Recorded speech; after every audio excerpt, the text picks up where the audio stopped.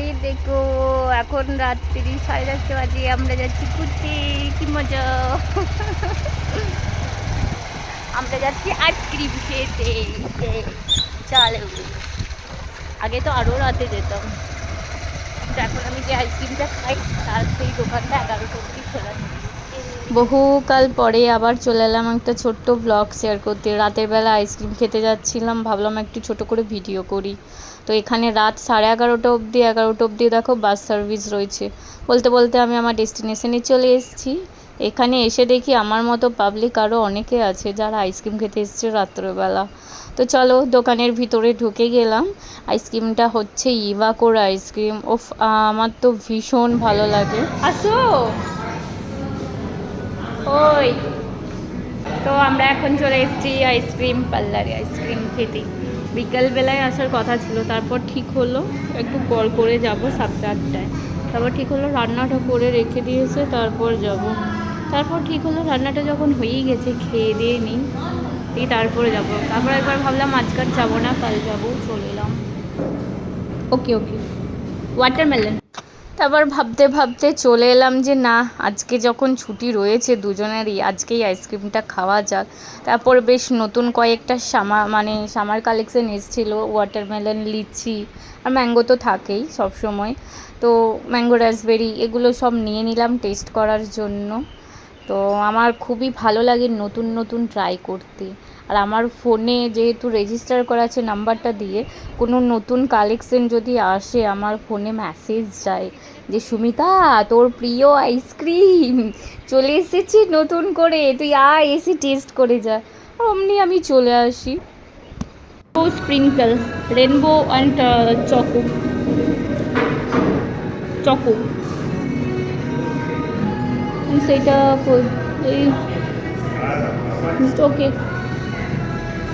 তো আইসক্রিমের সাথে সাথে আমি একটু rainbow sprinkle and choco sprinkle নিয়ে নিই, দেখতেও ভালো লাগে আর খেতেও ভালো লাগে, বেশ দাঁতে ঠেকে। তার সাথে সাথে ছোট ছোট চকোলেট বাবলস থাকে, সেগুলো দেখলাম আজকে শেষ হয়ে গেছে। যাই হোক, আজকে ওই রেনবো স্প্রিঙ্কল অ্যান্ড চকো স্প্রিঙ্কলই কাজ চালিয়ে নিচ্ছি। তো এখানে দেখলাম আইসক্রিমটা 209 গ্রাম হয়েছে। এখানে আইসক্রিম বিক্রি হয় কেজি হিসাবে, 1 কেজির দাম 1298 টাকা। তো আমার 209 গ্রাম হয়েছে আইসক্রিমটা, আমরা দুজনে মিলেই খাবো। তো এই যে কি ভালো লাগছে দেখো দেখতে, ওপর থেকে ওই স্প্রিঙ্কলগুলো ছড়ানোর জন্য আরও সুন্দর দেখতে লাগে। এবার যেহেতু আমি একটু ফটোজেনেটিক মহিলা, সব কিছুতে একটু ফটো ভিডিও না করলে আমার চলে না, ওর জন্য আর একটুখানি সুন্দর করে গার্নিশিং করেও নিলাম। আর খেতে অসাধারণ লাগে, যখন খাই দাঁতে ঠেকে খুব ভালো লাগে।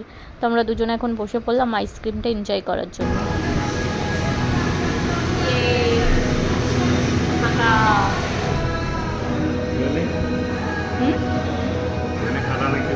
ফাঁকা ফাঁকা ফাঁকা হয়ে গেছে।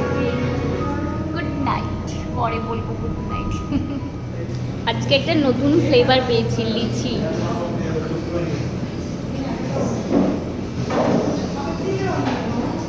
দারুণ। আর একটা পেয়েছি ওয়াটারমেলন। নতুন কোনো ফ্লেভার আসলে আমার কাছে মেসেজ যায়, আর আমি তো এমনিই চলে আসি খেতে, নতুন নতুন ফ্লেভার ট্রাই করি। যেহেতু এখন সিজনের ফল লিচি আর ওয়াটারমেলন, ওই জন্য ওটা দিই। কি ভালো লাগে খেতে। এই তুমি একটু দেখাও দেখাও কেমন লাগছে খেতে।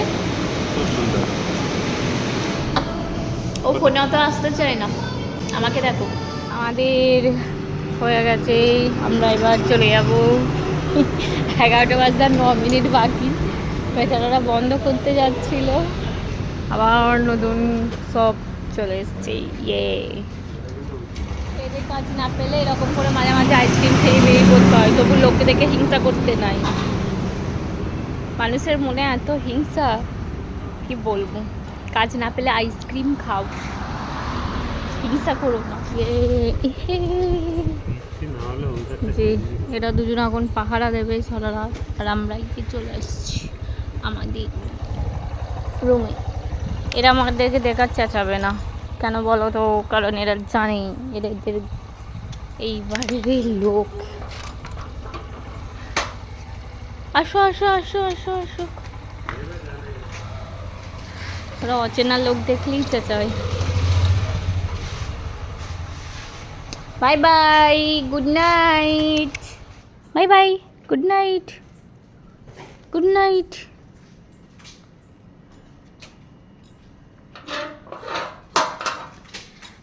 চলো এবার গিয়ে সুন্দর একটা ঘুম দেবো, একদম কাল সকাল 9টা, ছুটির দিন আছে। গুড নাইট, দেখা হবে পরের কোনো এক জন্মে। কারণ আমি তো রেগুলারলি ভিডিও পোস্ট করি না, ভিডিও বানাই, অনেক ভিডিও বানাই, এডিট করার সময় হয় না। এই যে ভিডিওটা করলাম এটাও যে কবে পোস্ট করব আমি জানি না।